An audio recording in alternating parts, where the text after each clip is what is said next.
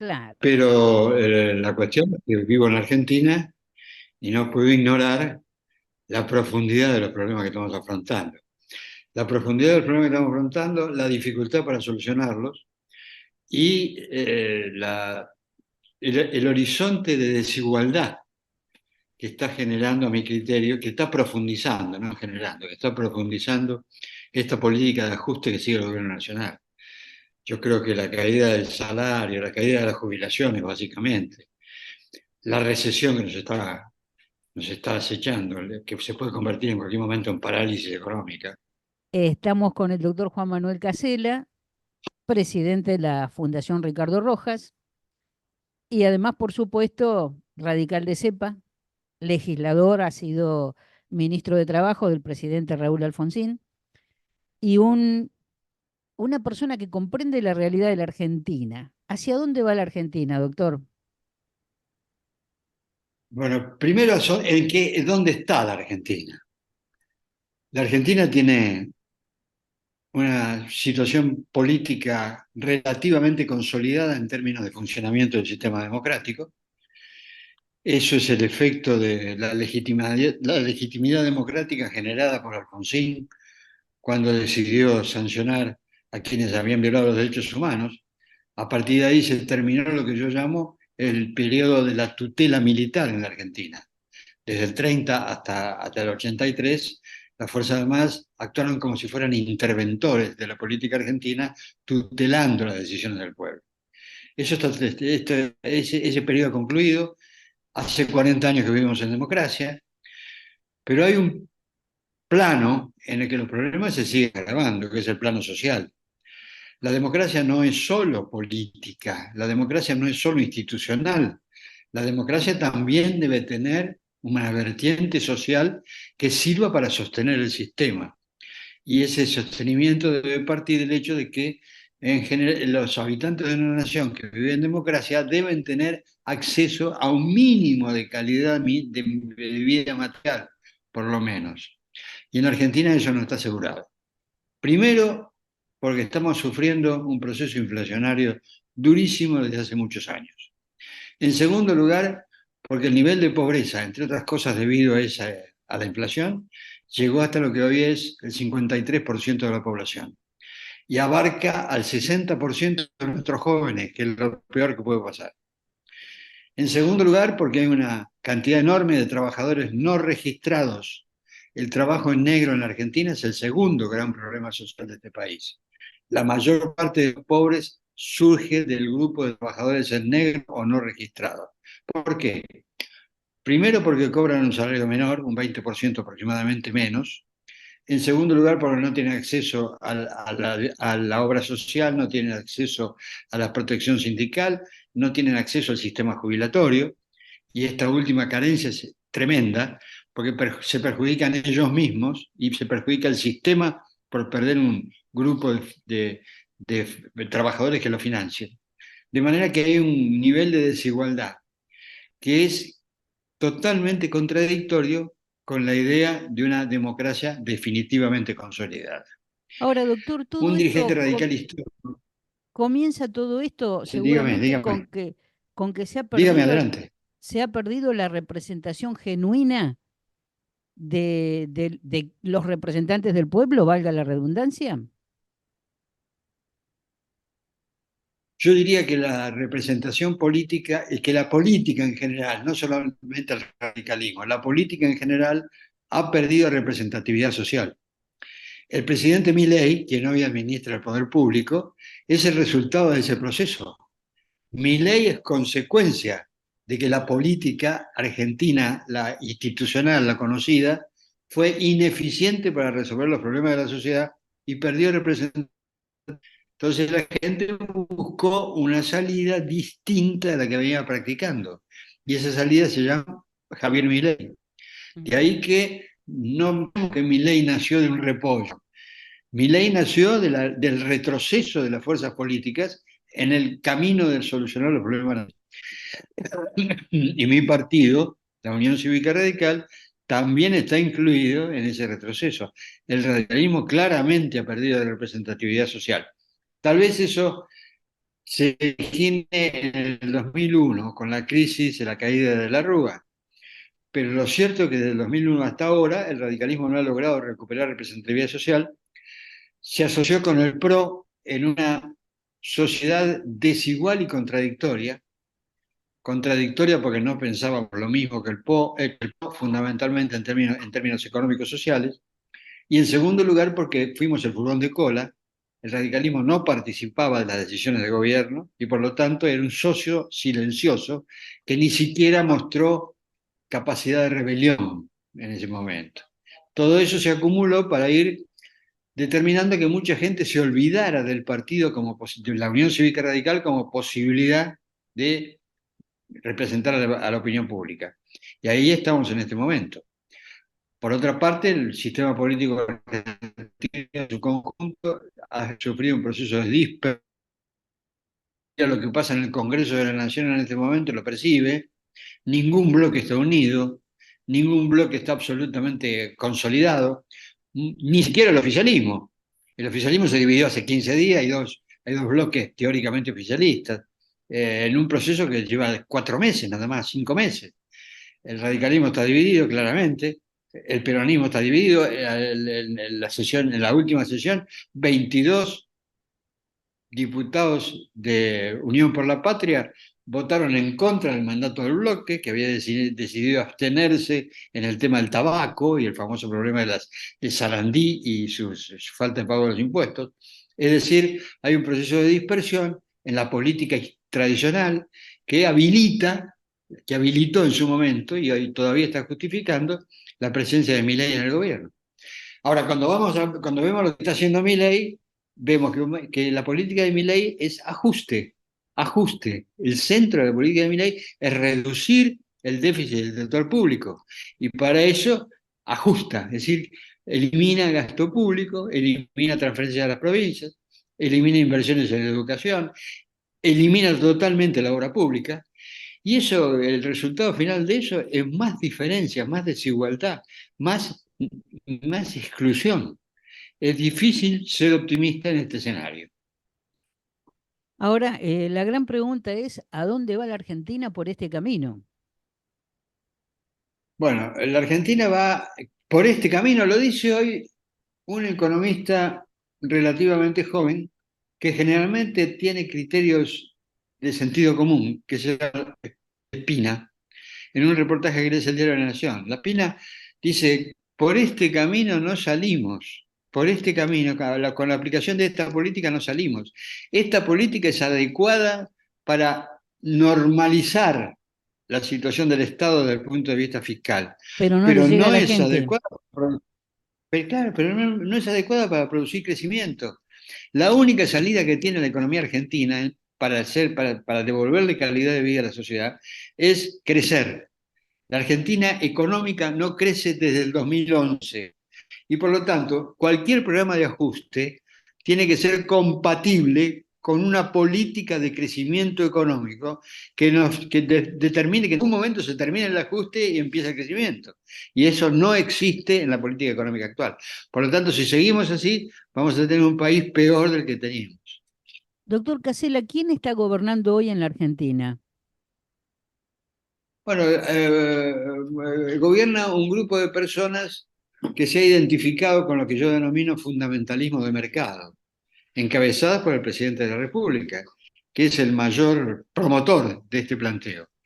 El presidente de la República sostiene que hay que liberar la fuerza del mercado.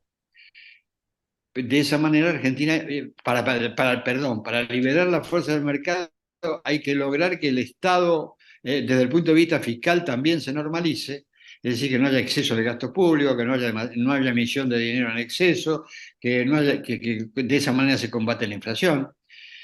Pero el mercado puede ser admitido como un mecanismo útil para producir bienes. Por eso China, que tiene un partido comunista dominando el poder desde antes de la Segunda Guerra Mundial, por eso Vietnam, que son países de origen de régimen comunista, han adoptado el mercado para producir bienes. Pero el mercado solo no alcanza, porque si lo dejamos al mercado con su propia dinámica, tiende a la concentración. hace a los ricos más ricos y a los pobres más pobres. Por lo tanto, el mercado tiene que estar acompañado de políticas públicas que tiendan a redistribuir el ingreso. Y acá en Argentina hoy no hay política de crecimiento y no hay política de ingresos. Por lo tanto, no se está cumpliendo la segunda parte del plan.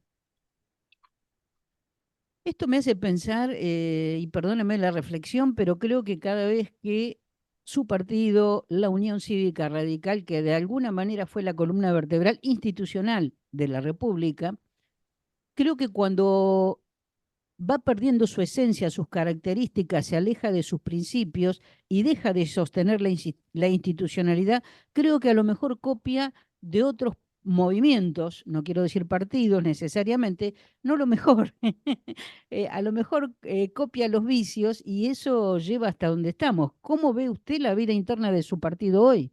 ¿Cómo ve el voto del Bueno, usted presidente tiene Lustó, razón. por ejemplo? No, yo veo lo siguiente. El radicalismo ha sufrido una transformación cultural peligrosa. El radicalismo se ha convertido en un partido individualista y pragmático. Hay un grupo importante de dirigentes radicales que considera que que el partido debe funcionar como una agencia electoral más que como un partido político. ¿Qué diferencia hay entre una agencia electoral y un partido político? El partido político compite electoralmente, es el mecanismo para llegar al poder, pero esa competencia se debe apoyar con contenido programático y ético determinado. El partido debe primero pensar para qué quiere el poder y después competir electoralmente para llegar al poder. Me parece que un sector de la dirigencia radical se acostumbró a pensar en términos electorales exclusivamente y ha perdido de vista la necesidad de contar con un programa, con una propuesta, con una visión política global que les permita saber a la gente para qué quiere llegar al poder. Por eso esa tendencia a coaliciones indiscriminadas. La coalición con el PRO fue una coalición indiscriminada, no se pensó en términos de ideas, se pensó en términos de cálculo electoral. Macri en ese momento estaba de moda y podía ganar, y fuimos atrás de Macri, pero no pensamos para qué íbamos atrás de Macri. Macri fracasó y el radicalismo quedó como el furgón de cola de un fracaso. Eh, eh, Trabajando con dos sectores claramente diferentes dentro del radicalismo.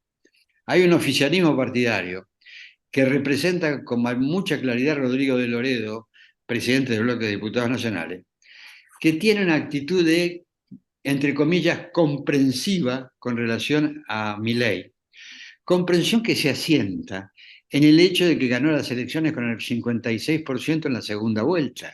Es un cálculo típicamente electoral. De Loredo ganó, muchos radicales, perdón, de Loredo, Milei ganó, muchos radicales votaron a Milei y por lo tanto tenemos que acompañarlo a Milei, por lo menos en el comienzo.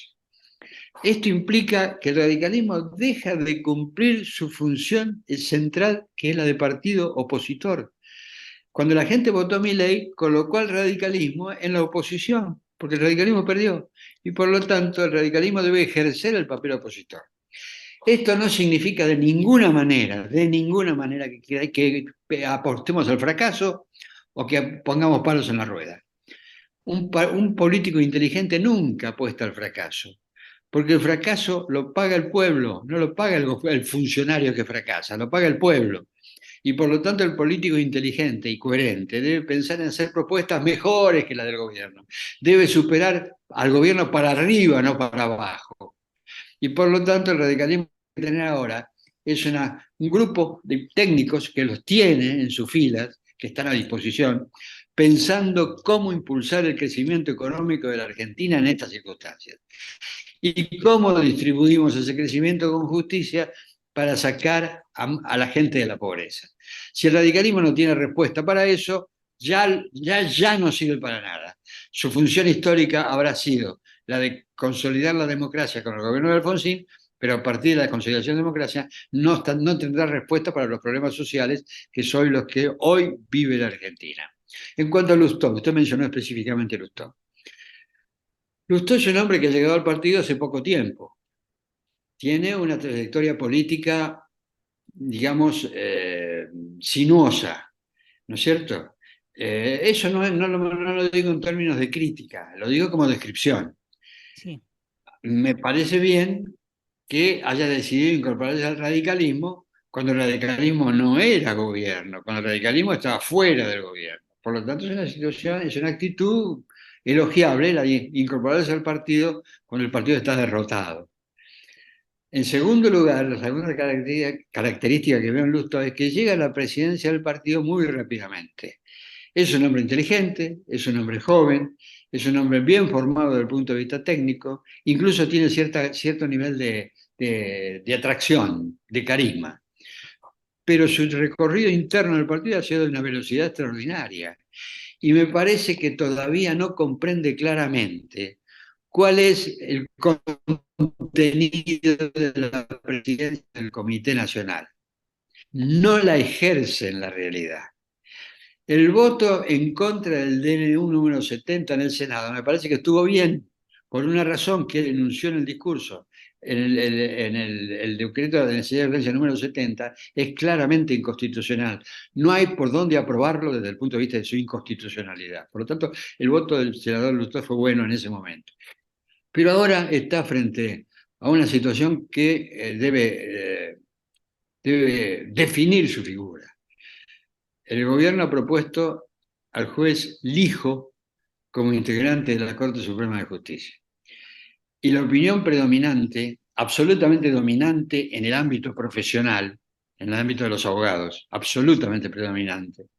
Y en segundo lugar, también dominante en el resto de la sociedad argentina, es que Lijo no reúne las condiciones técnicas ni las condiciones de confiabilidad ética que lo pueden llevar a la Corte Suprema. Lustó va a tener que votar a favor o en contra del hijo. Y ese voto, a mi criterio, va a definir su futuro. Por supuesto, yo creo que el hijo es invotable. ¿por qué cree usted que el presidente Milei hace esa propuesta? Primero porque no conoce. A mí me parece que ¿Solamente uno... eso? ¿Solamente eso? No. Primero dije, primero. Después viene el segundo y el tercero. Primero, Milei no conoce. Yo creo que Milei debe saber de economía. Yo no estoy en condiciones de juzgar a un economista. No tengo conocimiento yo como para juzgar a un economista. Pero digo, supongamos que Milei sabe de economía. Bueno, no sabe de otras cosas. No ha leído más allá de la economía. No conoce cómo funciona el Estado. No conoce cómo funcionan las instituciones del Estado. Su trabajo, el trabajo suyo y de sus acólitos en el Congreso lo está demostrando. Pasaron 5 meses sin que pudiera aprobar una ley. Este dictamen de la semana pasada todavía no es una ley, es media ley porque falta el tratamiento en el Senado. De manera que no hay ningún gobierno en la historia que haya pasado 5 meses sin lograr una ley en el Congreso, porque no saben manejarse, porque no tienen conocimiento de la práctica política. En tercer lugar, mi ley maneja conceptos dogmáticos que lo llevan a la agresión al que está en contra. Milei dice el mercado, el mercado, el mercado. El mercado, le reitero, es bueno para producir, pero no es bueno para distribuir. Y por lo tanto hay que complementarlo. Para eso sirve el Estado. El Estado tiene que estar presente. No hay lugar en el mundo. El Estado sirve para gobernar y las sociedades necesitan gobierno. Gobierno democrático, gobierno de libertad, gobierno respetuoso de los límites, pero gobierno. Y mi ley no termina de entenderlo. Y por último digo, mi ley además tiene una forma de expresarse que le quita categoría a su propio discurso. Cuando el lenguaje es malo, las ideas empeoran. El mal lenguaje determina pérdida de calidad de las ideas. Aunque sean buenas ideas, dichas a los gritos y con insultos, pasan a ser ideas inferiores. Y eso es lo que está pasando. Milei no se da cuenta que es el presidente de todos los argentinos. En el día de hoy, lo vi en la versión digital de los diarios, en el día de hoy repite sus insultos contra los periodistas. Y los periodistas son un instrumento esencial para una vida democrática. El periodismo debe ser respetado y seguramente hay periodistas corruptos, de la misma manera que hay médicos corruptos, que hay abogados corruptos y que hay jugadores de fútbol corruptos. Pero el hecho de que haya corrupto no invalida el valor de la actividad que se desarrolla. Nadie elimina a la policía porque haya policías ladrones. Y en estos días han aparecido los diarios policías ladrones. Pero a nadie se le ocurre eliminar a la policía. A nadie se le ocurre eliminar la medicina porque haya médicos que o no saben o atienden a criminales. Por lo tanto, pensar en decir que el Estado es una organización criminal y hay que eliminarla es una barbaridad que no tiene sentido. Y por lo tanto, me parece que todo esto contribuye a que el gobierno de Milei sea una apuesta extraordinariamente riesgosa. Ojalá tenga éxito. Ojalá la economía argentina crezca. Ojalá volvamos a tener una buena calidad de vida. El día que la Argentina crezca y los argentinos tengamos una buena calidad de vida durante el gobierno de Milei, yo voy a festejar mi equivocación. Ojalá que así sea. Y, doctor, en este contexto que no solamente eh, el presidente Milei insulta a los periodistas, a cualquier persona que piense distinto que él, sino a presidentes de otros países. Estamos ahora con un nuevo conflicto con España, lo cual no deja de ser asombroso porque imagino el rol de la canciller Mondino tratando de apaciguar todos estos frentes que creo que no llevan a ningún lado, que no tienen sentido, que no hacen gala ni siquiera de una educación cordial que uno debiera tener con cualquier persona, más allá de el cargo que ocupe. Eh, por Por un lado, supuesto. Por sí, ahí digo que el presidente de la República compromete el destino del país. Porque ninguna cancillería de cualquier país cuyos gobernantes son agredidos con insultos se va a olvidar de estos episodios. Lo van a notar y en algún momento se van a cobrar. En algún momento con estos gobiernos o con los gobiernos que sigan, se van a acordar de lo que dijo Milei, lo que dijo el presidente de la Argentina, no Milei, el presidente de la Argentina. Hoy Milei trata de responder a un exabrupto de un ministro español con una actitud de intervención desagradable en la política interna española, porque se apoya en una acusación que recibió la esposa del primer ministro Sánchez, presidente del gobierno Sánchez. Y eso es una intervención grosera, no en la vida política de otro país, sino en la vida personal de un presidente. Hoy, la ministra, en declaraciones de la prensa, Milei sostiene que reconoce que Inglaterra tiene las Malvinas en sus manos.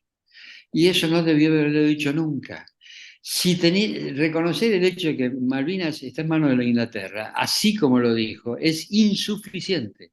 Milei debe decir, Inglaterra está ocupando las Malvinas ilegalmente y nosotros no aceptamos esa ocupación en ningún caso. Esta última palabra no la dijo por ignorancia. La canciller Moldino va a tener un trabajo muy grande con Colombia, con Ecuador, con España, con Brasil, que es el primer cliente de nuestra economía. Ahora, ella sí, también comete errores, ¿no es cierto? Dice algunas cosas que no debería haber dicho. le pasó con China, sí. Efectivamente, Un comentario efectivamente. desafortunado que realmente creo que la mayoría de los funcionarios, por carecer de experiencia política, de pasillo, de partido político, evidentemente no tienen la experiencia hasta de qué lenguaje pueden utilizar y cuál no, y que tienen un cargo público, no son un individuo particular, sino una persona pública que nos está Total- representando a todos. Totalmente de acuerdo. Totalmente, y debo agregar otra cosa. En el caso de Milei, hay una alta dosis de vanidad personal, porque él se considera autorizado a juzgar a los demás. No veo con qué, a partir de qué mérito, qué hizo Milei en su vida para poder juzgar al presidente de Colombia, al presidente del gobierno español. Me parece además que se contradice notoriamente. El otro día había programado su presentación en la Feria del Libro y desistió de esa presentación porque pensó que iba a ser agredido. Si Milei es agredido, lo único que va a hacer es cosechar lo que sembró. El que siembra vientos cosecha tempestades, decía mi abuela. Y si Milei insulta y agrede, va a conseguir insultos y agresiones. Doctor Casella, miremos ahora a la Argentina en el marco internacional, el cambio de alineamiento en el eje político internacional, el nuevo acercamiento y la realidad que hay hoy en Gaza con Israel, con Hamas. Este, ¿Cómo ve usted esa situación? Bueno, primero, la Argentina, a partir de la llegada de Milei al poder, ha decidido un alineamiento acrítico detrás de Estados Unidos. La defensa del mundo occidental, incluso en Davos, hace 2 o 3 meses, en una asamblea de empresarios, Milei intentó dictar cátedra diciendo que Occidente estaba resignando su futuro en manos del comunismo. Me parece que ese alineamiento de esa manera es un alineamiento que no va a venir bien para nadie, ni siquiera para Estados Unidos, porque el alineamiento acrítico no sirve, sirve la coincidencia, sirve marcar, pensamos aproximadamente lo mismo, vamos más o menos en el mismo sentido. Somos dos democracias, vamos a mantener la amistad, que vamos a defender los intereses de cada uno de nosotros en términos razonables, porque vamos a defender la paz, vamos a defender la mejora de la calidad de vida en el mundo, pero no nos subordinamos a ningún objetivo de otro país.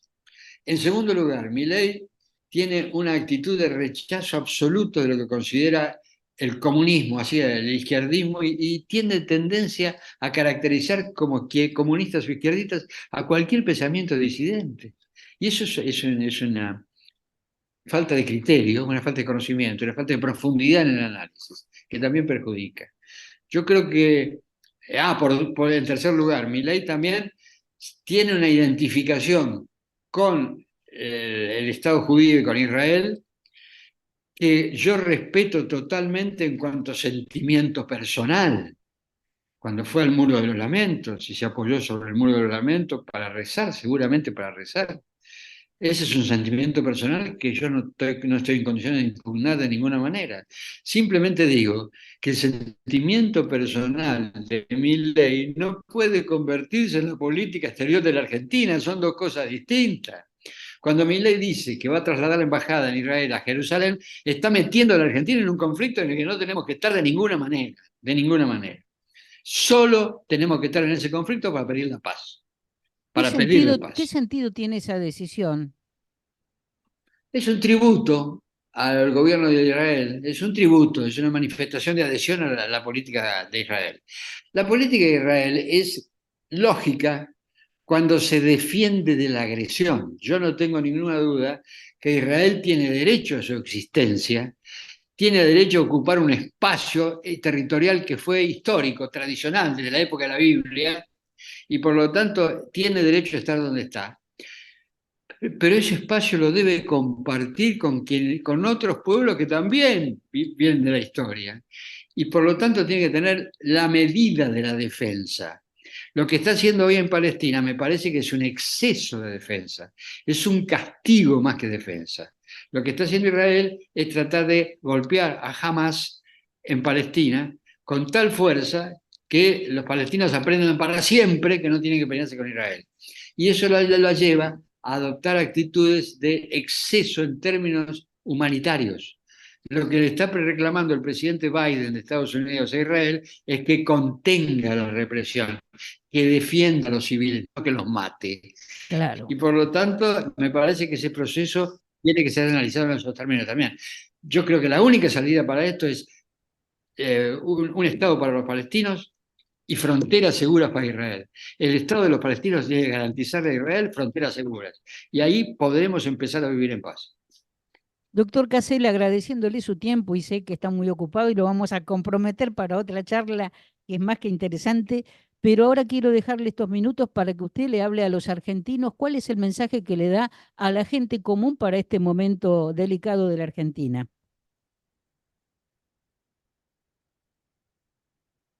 El futuro se construye. El futuro no es el azar. No viene impuesto por las fuerzas celestiales, como dice Milley. El futuro de la sociedad se construye de abajo para arriba. Eso implica que el hombre común tiene derecho a participar en la decisión, pero también la responsabilidad de participar en la decisión. Nadie puede ser indiferente en este momento. Esto en Argentina es duro desde el punto de vista social. La desigualdad aumenta, la pobreza aumenta, el trabajo en negro aumenta. Por lo tanto, hay que buscar rápidamente la solución que nos involucre a todos, que nos ponga a todos adentro otra vez. No podemos aceptar ser un país dividido entre los que están adentro y los que están afuera. Eso es absolutamente inaceptable, porque además así no vamos a poder vivir en paz. Cuando el país se divide, cuando la gente advierte que ha quedado afuera del sistema, su reacción es agredir lógicamente para defender lo que les queda y para volver a entrar de donde los echaron. Eso hay que evitarlo y para eso hace falta una participación activa de la sociedad argentina, que le ponga límites al gobierno, a este gobierno o a cualquier gobierno, que sepa que esos límites deben ser respetados por todos y que los límites están puestos simplemente para que podamos convivir. ¿Qué es la política? La política es el arte de organizar la convivencia. Siempre que hay convivencia, en número reducido, en número grande, hay que organizar la convivencia. Por eso en un club de fútbol, se habla de la política en una sociedad de fomento, se habla de la política en una biblioteca de barrio. ¿Por qué? Porque están resolviendo los temas de convivencia en el núcleo que se organiza en cada uno de esos sectores. La política, para organizar la convivencia, tiene que garantizar la seguridad y la paz interior. Y para asegurar la seguridad, para garantizar la seguridad y la paz interior, tiene que haber acceso a los bienes materiales para todo el mundo. Gabriel del Mazo, un gran dirigente de la Unión Cívica Radical, un gran reformista, dijo alguna vez que debemos preservar las bases sociales de la libertad. Para que la libertad esté garantizada, la igualdad tiene que asegurar la buena calidad de vida para todo el mundo. Muchísimas gracias. Ha sido el doctor Juan Manuel Casela, presidente de la Fundación Doctor Ricardo Rojas. Muchas gracias, doctor. Gracias y a disposición. Buenas tardes. Es una realización de Patios Producciones, Mar del Plata, Argentina.